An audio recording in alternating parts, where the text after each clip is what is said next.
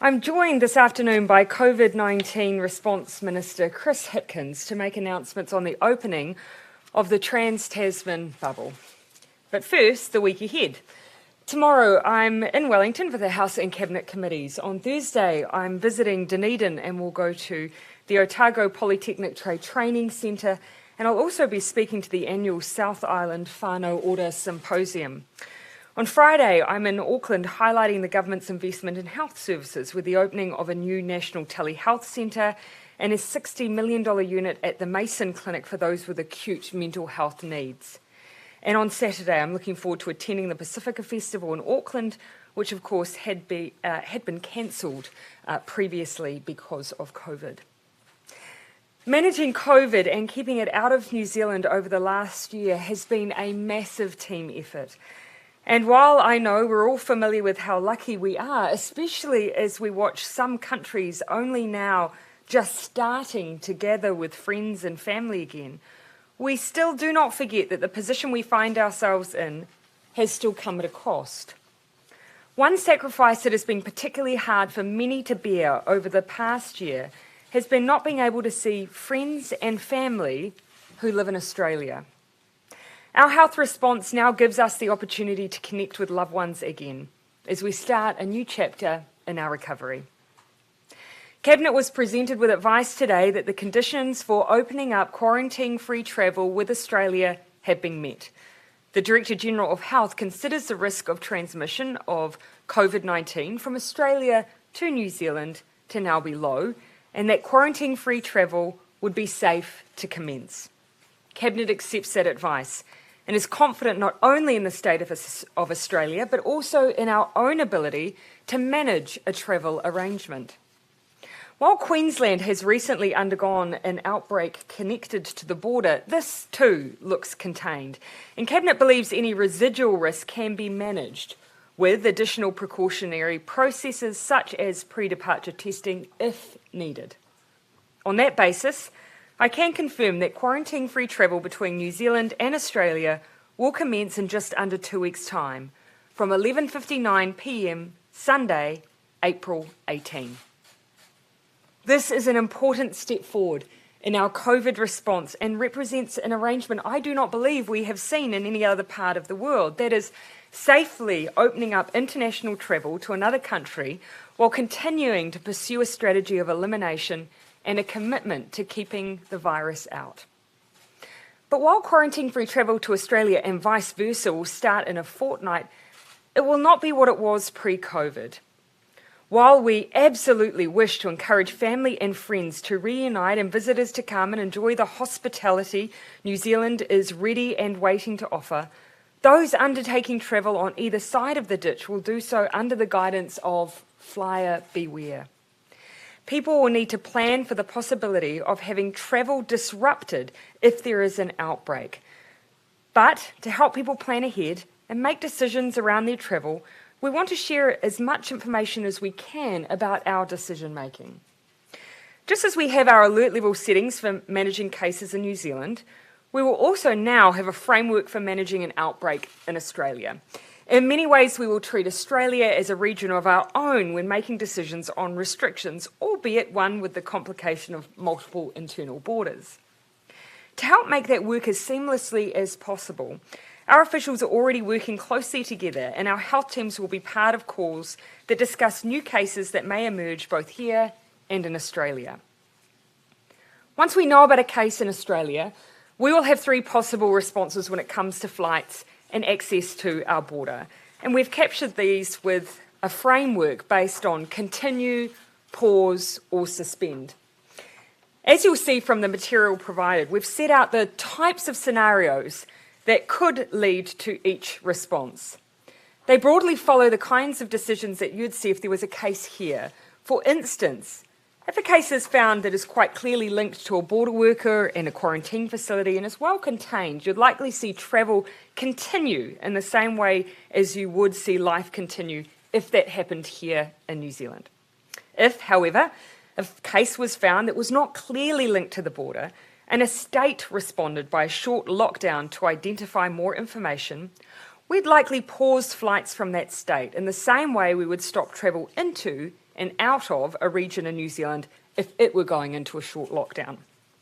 And if we saw multiple cases of unknown origin, we would likely suspend flights for a set period of time.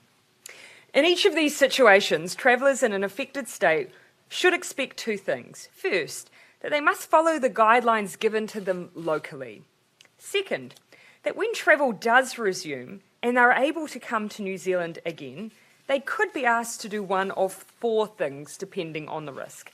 Either simply monitor their symptoms on return, 2, take a test before they depart, 3, isolate on arrival, or 4, possibly in some situations, go into managed isolation for up to 14 days. These precautions are all part of our preparation to keep COVID out, and of course are not based on hypotheticals. Both countries have had border incursions, and I know neither one of us wishes to export COVID to the other country. These protocols will help ensure that we don't. Many of us haven't travelled abroad for over a year, and I know we expect travel to be different in a COVID environment, and it will be. So I wanted to provide a snapshot of what a traveller coming from Australia to New Zealand can expect, both so they can see how important it is to us that they have a safe experience, but also so Kiwis can hear about the protections that exist at the border. When those in Australia currently make the welcome decision to come to New Zealand, they'll be making a booking on what is called a green zone flight. That means that there will be no passengers on that flight who have come from anywhere but Australia in the last 14 days. They will also be flown by crew who have not flown on any high-risk routes for a set period of time. Passengers will need to provide comprehensive information on how they can be contacted while in New Zealand. They won't be able to travel if they have cold or flu symptoms. When they fly, they will be required to wear a mask on the flight and will also be asked to download and use the New Zealand COVID Tracer app for use while in New Zealand. On arrival, passengers will be taken through what we call the green zones at the airport, meaning there'll be no contact with those who are arriving from other parts of the world and going into managed isolation or quarantine facilities. We will also be undertaking random temperature checks of those arriving as an extra precaution. All of that alongside, of course, the usual welcome that we like to give all those who are either our guests or who are returning to Aotearoa, New Zealand. As you can hear, quite a bit of preparation has been required by airlines and airports, and I thank them for that work. Final infection control audits for airports in particular are occurring over the next 2 weeks. The Ministry of Health expects to have completed these and to report on them on the 16th of April. We will confirm that this has been completed in the days preceding the opening of travel on the 19th. If any airport is found not to be ready, they simply won't be a part of the opening that will be occurring on the 19th of April. The Director-General of Health will also give final confirmation of any conditions of travel that may affect Queensland by next Wednesday. Before I conclude, I want to make a final comment on the implication for managed isolation spaces. It is estimated the bubble will free up around 1,000 to 1,300 rooms per fortnight within managed isolation facilities. Of course, there is a range because there is no allocation to Australians or anyone travelling from Australia for rooms. They are just part of the general MIQ bookings. We will retain roughly 500 spaces as contingency, should they be needed as part of the new Trans-tasman arrangements. We also have a small number of facilities that we consider to have only been suitable for travellers in quarantine from low-risk countries, and indeed some facilities that is what they have been used for alone. With the opening of travel, we will look to decommission these facilities. But in the meantime, we are considering whether they could be used for other low-risk countries, such as the Pacific Islands. As a result of this, we do not anticipate a large number of vacant quarantine spaces to come on stream. Minister Hipkins, though, will make further announcements on this in the coming weeks. And I should add, it does not change the fact that we are separately doing work on whether or not we can enhance the arrangements for family members who have been separated by the border measures. That work continues and will not be affected by these MIQ decisions. Let me be clear though, New Zealanders can still return home and there will still be thousands of spaces in MIQ for those returning citizens and permanent residents. That's how we have helped 130,000 people safely return home through our managed isolation facilities. And at present, we have vacancies for some of the first time since, I believe, October last year, perhaps a reflection of the season that New Zealand is about to enter into, as in winter. Finally, this is an exciting day. The Trans-tasman bubble represents the start of a new chapter in our COVID response and recovery, one that people have worked so hard for, and that makes New Zealand and Australia relatively unique. I know families, friends, and significant parts of our economy will welcome it, as I know I certainly do. Happy to take questions. If people do find themselves stranded because of an outbreak, will there be any support from government at all? Look, no, we're essentially telling people to prepare.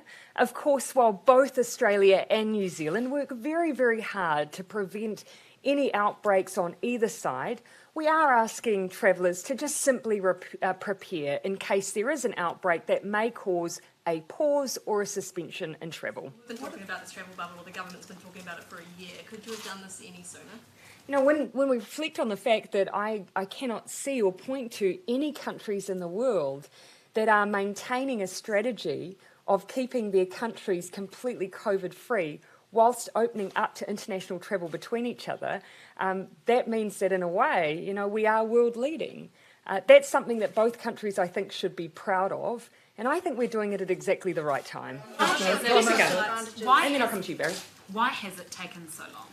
As you can hear from, you know, the preparation, the experience that a traveller will have coming into New Zealand, the work of airports and airlines, but also us learning more about COVID and how to successfully manage it, I think we're opening at exactly the right time. We believe it is safe.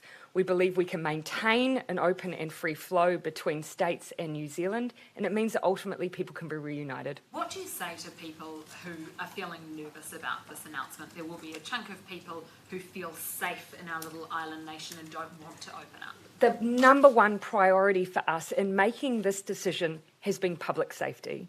And so we have made sure that we've taken the time to get it right, that we have precautions and protocols in place to prepare for any scenario that may occur in New Zealand and Australia, and safety will continue to guide our decisions around the way this bubble operates. Prime Minister, I'll come to you, Barry, and then to Jane. why is it more safe to open on the 19th of April than it would be, for example, at the start of the school holidays next week? The New Zealand school holidays or the Australian school holidays, I think, are later on in April. But of course, though school holidays have not been the basis of our decision, the basis of our decision has been, have we got the protocols in place? Are our airports and airlines ready? Can we be assured that we are collecting all of the information we need from travellers to adequately contact trace? And also, I don't think we should underestimate the amount that we've learnt, you know, through every outbreak we've had has allowed us to adapt our approach even away from the original criteria, which previously was 28 days clear with no cases. We now feel confident enough now with the information we have to make a different set of choices, but nonetheless a safe set of choices. The airlines and others have said they've been ready for some time. So why can't we open sooner than the 19th? The airlines in the discussions that I've had with them indicated that they would need around 3 weeks. When we made our in-principle decision around the bubble a few weeks ago, we indicated to them that they may not get 3 weeks' notice and they should start preparing and scaling up, which is what they have been doing. Of course, as from today, they'll be going live with the ability to make bookings and so on. They do need some time to operationalise that. And we still do have a bit more work to do with the airports just to make sure that they are absolutely ready to separate green and red zone travellers. Now, we've done as much of that already as we could do without fixing a specific date. Now that we've fixed a specific date, we can do the rest of that needs to be done. What are relative disadvantages or advantages of working on a state-by-state basis as opposed to New Zealand and Australia, as was, I suppose, the initial plan? Yeah, and initially, as you're aware, we had been working to a New Zealand-Australia arrangement. I think it's fair to say that although this adds an extra layer of, complication for us as we manage potential hotspots in different states, it also gives us a level of flexibility. It does mean that we have the ability, if we believe it's safe to do so, to potentially pause or suspend flights in one state whilst, if another state remains unaffected, continuing travel there. So that flexibility exists, but we will be using it cautiously and wisely. About the communication at an official level, but with the state-by-state approach, is New Zealand in direct communication with those individual state governments, or is it still very much at a national level? No, absolutely. And what you'll find now at a health officials level, there's been a lot of ongoing communication around this to make sure we're prepared, to make sure those channels of communication are open. So we basically want to be able to get good, reliable information about anything that's happening over there, as they want to have good, reliable information about anything that's happening here. For example, there's an outbreak in New South Wales. Is that a state government to New Zealand central government decision and conversation, or would that go through So the framework is still based on unilateral decision making on either side. So, and I think that's important to note. So whilst we try to be as predictable as we can in releasing the framework the Prime Minister has just set out, there's not necessarily going to be a guarantee that Australia will consult us over every decision that they make. And so that's that has been a talking point for us over the first part of this year, and that is one of the reasons why we've landed where we've landed today. Yeah, and look, as Barry, you've asked about why now. I mean, previously we had been trying to work to an arrangement that had a bit more predictability. That meant that you would be coming to decisions that were broadly in reflection of one another. There may well be scenarios where one side shuts and the other isn't shutting, or one state does and one state doesn't. That is just the reality of the arrangement that we'll have in place, but we do believe it can be managed. We've given Australia, though, that we would give notice, and isn't that something you would expect to be reciprocated if the two countries are entering into an arrangement, presumably based on good faith? One of the things I think, to be fair, is that we absolutely accept that speed is of the essence in an outbreak. You've seen often we have moved very, very quickly. And so we accept that it may mean that Australia moves quickly on a decision. And whilst actually for the most part they're very good at giving us a heads up, that may not always happen. That means that they expect and understand if we do the same. But I don't expect anything to necessarily be a surprise, because we have committed that we will be sharing information directly. We'll be on similar calls with one another where we're discussing new information. And we have the ability and power to make decisions in New Zealand's best interest. I think there's a difference between good faith decision making and joint decision making. Yeah. I fully expect there'll be a lot of good faith. We'll be in regular contact with one another, but each country is reserving the right to make its own decisions. Long though, does it? I mean, a text between two prime ministers. And I imagine about moving quickly. Yeah, and I imagine that will likely be the case. But what we're saying here is that whilst we anticipate that's exactly what will happen, there's no written requirement for that to be the case. But equally, that means for New Zealand we can make those decisions at speed if required. I did have conversations this afternoon with the Premier of New South Wales and the Premier of Queensland, and that was one of the points we made. We'll stay in touch. We have each other's numbers. We'll be making sure that our Health Minister's COVID-19 response level, we do exactly the same thing, so I don't expect anything will be a surprise. So have you Around Audrey. when then I'll will come to you, Scott Jessica. Morrison come here, and when will you go to Australia? And so we have, as you'll know, been delaying the leader-level dialogue that we have usually at the beginning of the year because we wanted to carry it out face-to-face. When I spoke with Prime Minister Morrison last night to say today's the day that Cabinet will be making decisions, the first thing we talked about was when we would be able to convene those face-to-face meetings. Dates are being discussed. I expect that it will be relatively soon, and I'll be looking to use the opportunity to take Prime Minister Morrison to an area that has previously enjoyed high levels of international visitors and that we'll want to put back on the world stage. Can I just clarify on that point that was being questioned before? Yeah. As part of that written arrangement, have we said that we will give Australia warning formally? Is that how it is? But they haven't given that reciprocally to us? No, not at all. I mean, look, firstly, keep in mind we've already had an arrangement where there's been quarantine-free travel, and we have been given heads up of when those things have been, when decisions have been made to close borders for periods of time. What we're now saying is we'll look to do the same. There is no requirement for either side to give written formal notice before a decision is made, because one of the important things we want to preserve on both sides is the ability for us to move quickly. That's how we protect our position and look after everyone's public health, and we expect that will happen on both sides. Look, I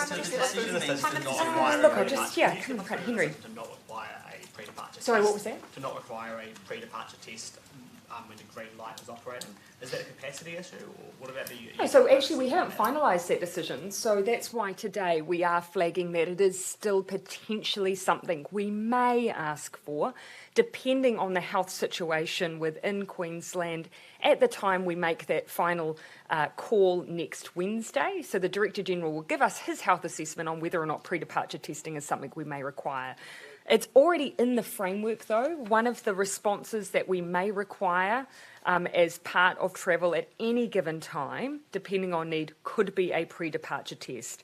But what we're saying is for most states on the 19th of April, we're not expecting it, with the caveat that it may for Queensland. You said you talked to... This camera's around a bit. John, have I taken one from you yet? And then I'll come back to you, Ben, and then Jason. You said in your earlier statements that you had got the sort of all clear from the Director-General. Yep. I'm just wondering, has that question been asked of the Director-General before now, and what has his response been if you have asked whether we have been ready to go before now? Well, look, I've been in regular discussion with him about that over the last 6 months or so.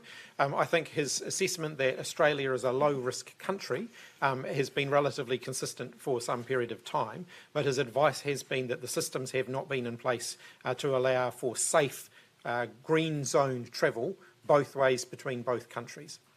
That question from earlier today that you were happy to answer now, in terms of the tourism versus reunification with families, do you have any sort of data or anecdotal evidence around how much is actually going to be tourism based because of that flyer beware sort of message, and how much we're actually just going to see that reunification happening initially? Yeah. Well, basically, we can only draw back to 2019 figures, where roughly 40% of our arrivals in 2019 were coming out of Australia, and they were putting back into our economy over $2 billion worth of spending. And so that gives you a bit of a sense of quantums in 2019. The expectation is that estimates are that by 2022, the beginning of 2022, we may get to up to 80% of where we were pre-COVID when it comes to Australian travellers. But they're estimates, and it's relatively early days. What I wouldn't be surprised we see is that early travellers will likely be those who are travelling to see family and friends. We, of course, want to encourage people, though, straight off the bat, to come whenever they're ready, because we're here and ready to welcome them. Just on that, Prime Minister, I mean, the decision Ben, means... and then Jason. The decision means that New Zealand is the only possible travel destination for a country of 25 million people who love to get out and travel. Yes. Why should Australians visit New Zealand? Oh my gosh, where to start? You know, you're asking me to give a promo for New Zealand. The first thing that I would say is that we are safe, and we cannot underestimate how important that is in this COVID-19 world. We are a safe place to bring your family to come and visit. Secondly, we're fast approaching ski season, and I know that that's something that Australians love to partake in, and that's rapidly coming upon us. But even if you're not a skier, I cannot begin with the list of beautiful places that we have to visit, and it is ultimately a change of scene that so many have been looking for. You may not have been in long periods of lockdown, but you haven't had the option. Now you have the option. Come and see us. It's a great day for families, as you say, reunited. It's also the end of a really tortured 11-month journey between when we wanted to first announce, it was first announced in principle, to today. Is the biggest regret of that journey for you that you didn't move to a state-by-state approach sooner? No, do you know, in all of this, we have had to build our rulebook on everything as we've gone. And what's been critical for us is to never lose the gains that New Zealanders fought so hard for as we have written the rulebook for the next chapter. This is the next chapter. But we've always wanted, when we entered into it, to be able to stay there. And that means making sure that we feel confident that we're ready, that the system's ready, and that no matter what comes our way, even be it an outbreak on either side, that we can deal with it confidently, and we can. I did say that I'd come to Jason, then I'll come back to the TVs. You said you spoke to Scott Morrison last night about making the decision today. Yep. When did you let Scott Morrison know that the date was April 19th? About 45 minutes before I came down, so I gave the premiers a call and gave confirmation. But with the Prime Minister, I gave him a heads up that Cabinet would be discussing and considering our options at Cabinet today. So you didn't tell him per se that it was April 19th? I gave him the things that we would be considering and the range of options that we would be discussing at Cabinet. So you're learning the date right now with the rest of us? No, I sent him a message before I came down to post-Cab today. Anticipate a large number of vacancies. I'll come to, and then I'll come to you if I can. Yep. Why has the government decommissioned MIQ facilities when today we've had families, migrant families, protesting outside, desperate for those MIQ spots so that they can reunite with their loved ones? There are some facilities that we have only used for travellers that have come from low-risk countries, so the likes of Australia. And so that hasn't potentially been open for travellers from other countries because we haven't deemed it to be adequate for those needs. What I can assure those families is that we have asked for Immigration New Zealand to provide advice to us on whether or not we can broaden out some of the categories for family members who may have a loved one who is making a contribution here in New Zealand that is critical to us, but have been separated from their family. Commitment, Prime Minister, that you will be reuniting those families and also bringing in more seasonal workers? We've already said that we would do the work on family reunification. What we need to do is make sure that when we do that, it's not giving false hope that we don't have the capacity to manage it. So we're being very careful in our consideration, but we accept that a lot of pain has been caused by those border closures. And in some cases, we do have a bit of unfairness in the system, whereas you could have come as a critical worker once the borders closed with your family, but if you were already here, you were cut off. So that's what we're looking to resolve. Impact on the MIQ I'll just make sure I pan around. Look. What will happen to anyone who's travelled from Australia who's in MIQ when April 19th is? Yeah, so for anyone who's currently there now, nothing's lost, essentially. So we'll be asking everyone who's currently there to finish up their time. For those, I would recommend those who currently are booked anywhere between now and the 19th of April. I'm told that airlines will be allowing either fares to be used as credit or to be rebooked on another flight, as I understand, with them only having to pick up any possible fare difference. And so obviously we would advise people to do that and then cancel their MIQ space. So if you're due to arrive from Australia before April 19, rebook your flight? Rebook your flights.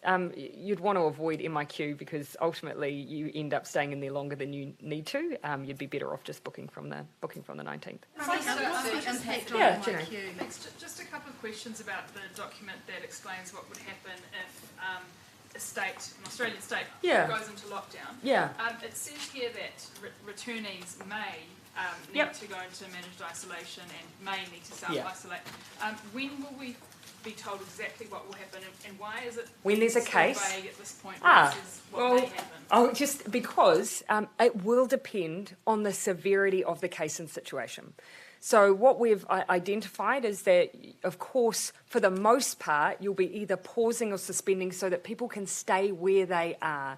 In the same way that if we had, for instance, a level 3 lockdown in Auckland, what we ask people to do is stay where they are, isolate where they are for the period of time it's required. Predominantly, that's what we'll be leaning on in this situation because we physically will not have the ability to bring everyone back and put them in MIQ. We may, however, have mid-air flights And if the situation is considered of significant enough risk or there's question marks over the information we have, we may use MIQ in those situations, but it will depend on the circumstance. Someone, cases sorry, will just the to be clear, MIQ so fee? someone Yep.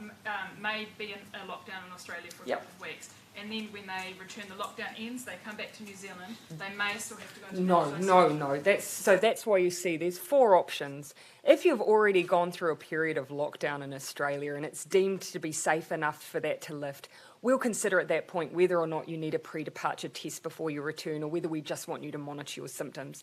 In the same way that after we've had a level 3 lockdown, once we lift, we just ask people to look out for any symptoms. We don't ask them to go into another lockdown in another part of the country. So if you just think about it the way we deal with things in New Zealand, you'll get a good idea of how we'll respond. I think one of the key messages from me is every case of COVID-19 that I have overseen as the Minister, first as Minister of Health and then as Minister for COVID-19, has been different to any previous cases that we've dealt with. And so in every one of those cases, our response has been slightly different to the response prior.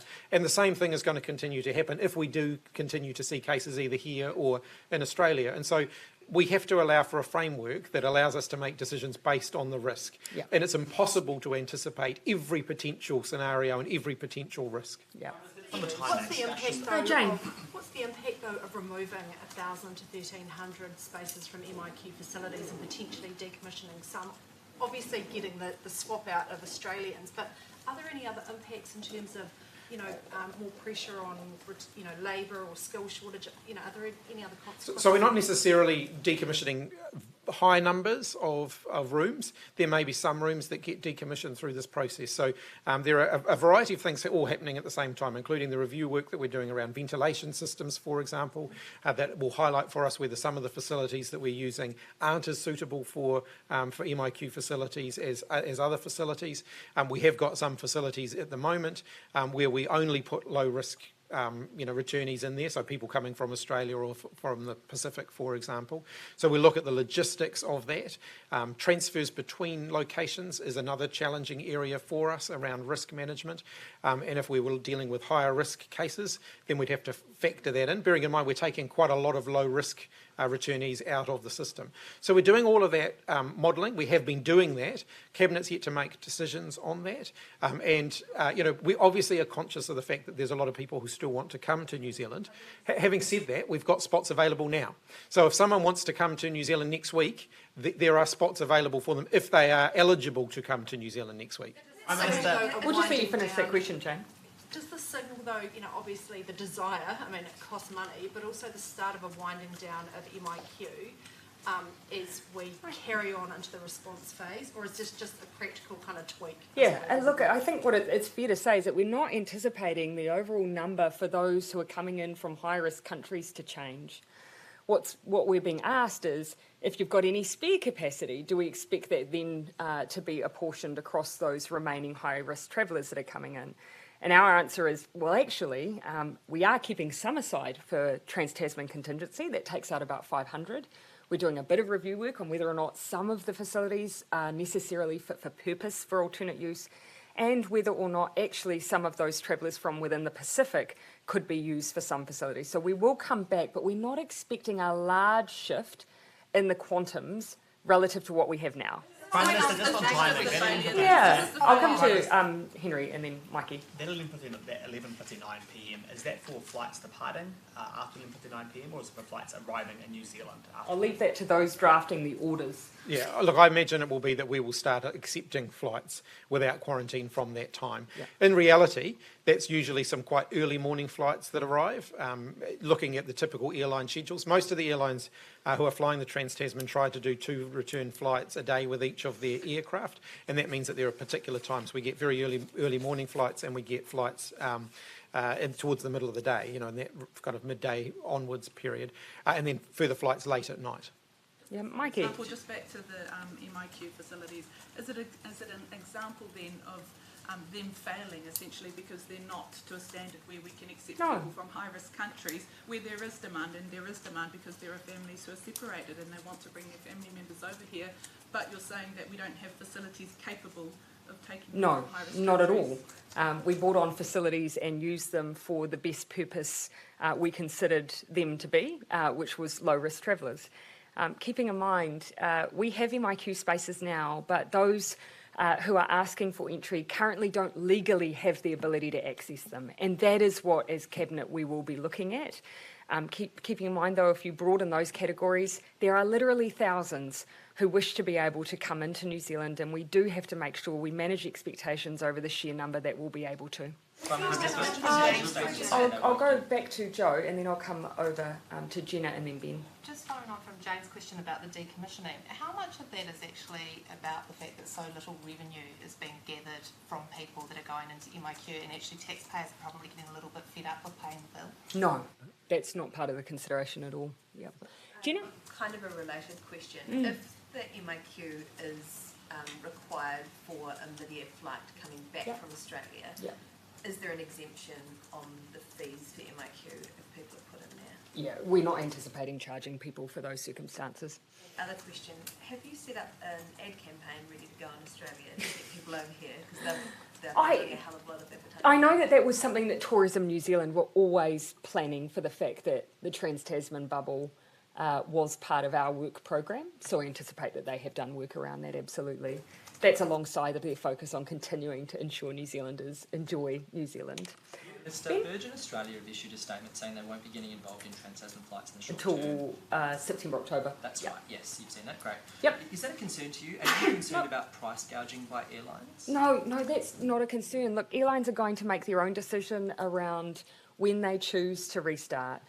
Obviously, we know two major airlines that are very keen to start offering tickets to Australians and New Zealanders, and so I believe that that demand should be well met by those who will be operating. Do you anticipate opening? There's been some discussion, or there was some discussion around the possibility of requiring people entering the country without quarantine to use the COVID tracer app. Have you got any updates on that? Yes, we'll absolutely be doing that. We've been working very closely with the airlines to make sure people get good messages about that. We have to allow for the fact that not everyone travelling will have a phone that's capable of doing that. Particularly some of our elderly population have been more reluctant to take up the use of the app, but certainly we'll be making sure that that the messages about that are there. We've also got some systems in place to make sure that we're able to share information backwards and forwards if we're contact tracing on both sides of the Tasman. Keeping in mind that the contact details that we can access for travellers is generally very good, because people need to be contacted by their airline should anything happen to their passage, and so that's information we can access for the purposes of contact tracing.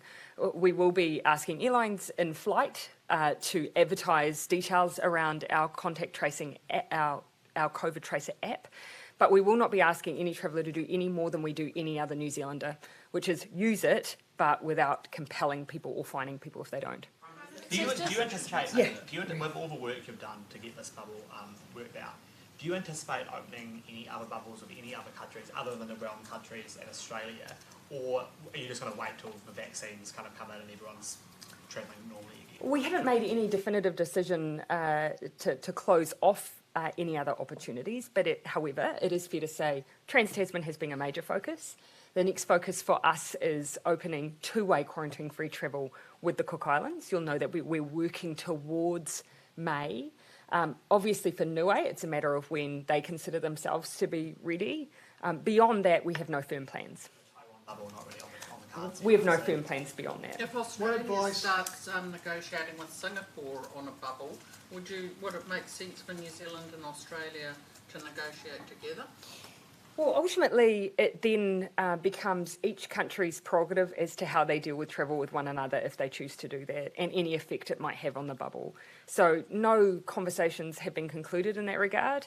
Australia definitely, as far as I'm aware, has not made a decision around Singapore. We haven't either. It is fair to say they have a different strategy than either of our countries, though. So I imagine that would be something that would be given long and hard consideration before any decisions were made.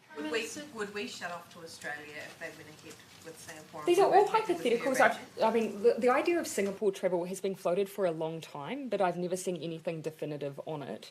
Keep in mind, of course, the states have quite firm views on how they wish to manage their borders as well. So at the moment, it's a strong hypothetical, But we will make all our decisions around the way we manage our arrangement based on public health. If we have concerns that it opens up a risk, we'll express that to Australia and we may make changes based on it. What advice have you received about the economic impact of this decision? Well, it is essentially everyone's trying to estimate how many we may see travel as a result of this. And at this stage, we simply don't know how many travellers may in the early days take up the opportunity to travel. But as I've said, the estimates are that we'll get to potentially 80% of where we were in 2019 by the beginning of 2022. And that means, potentially over $2 billion worth of spending in New Zealand. But were you worried by talk that, if you hadn't moved by about now, that parts of the tourism industry, particularly around Queenstown, would have just collapsed? This decision has been based on public health. And I can't put enough emphasis on that, because I'm aware that as much as I know that our tourism cities and towns really want the return of Australians, I know they equally do not want the return of COVID full stop. And if we didn't get this right, they could have, the worst of both worlds, which is an open arrangement but no open movement because we have COVID outbreaks. Prime Minister, just quickly on another topic, where are things at with the process of looking to remove Sir Ron Brierly's knighthood? And so, as you'll know, I've instigated the process with the Cabinet Office.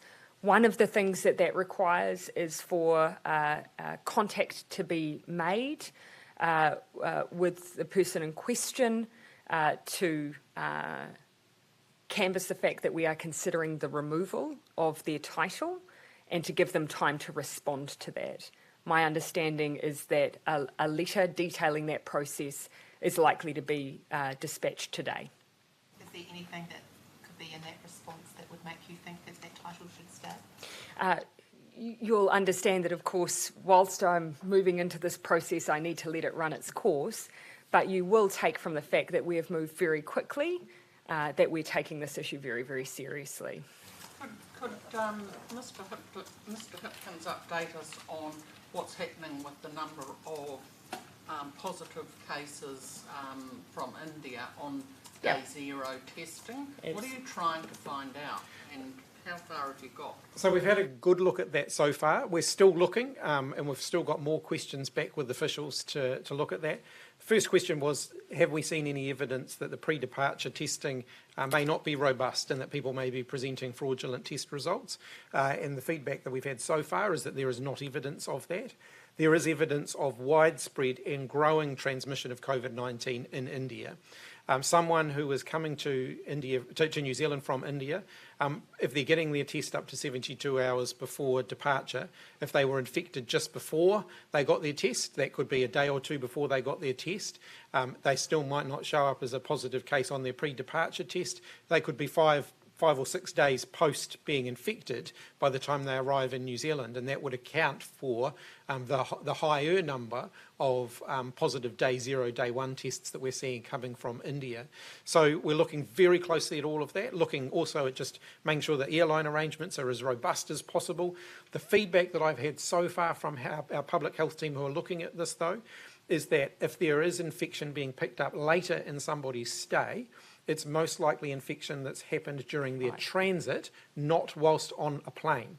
So the planes are often taking quite a circular route to get to New Zealand, so they may be travelling Dubai, Kuala Lumpur, etc. before arriving in Auckland, and that it could be at those airports that actually is the highest risk point of people being infected. So that's what we've got so far, but there's still more information. We are concerned about the number of cases coming from India, so we're looking at whether there are more things we can do there. We've also asked to look at whether or not are we seeing historic cases coming up in our testing, if so, what proportion, and particular emphasis on are airlines playing their part in ensuring that they do not have symptomatic people boarding, that they are presenting their test results as we expect, because as the Minister has said, we are concerned by those numbers. They far and away outstrip any other point of departure for the positives they're presenting, but at the same time, they have a very high infection rate at present too.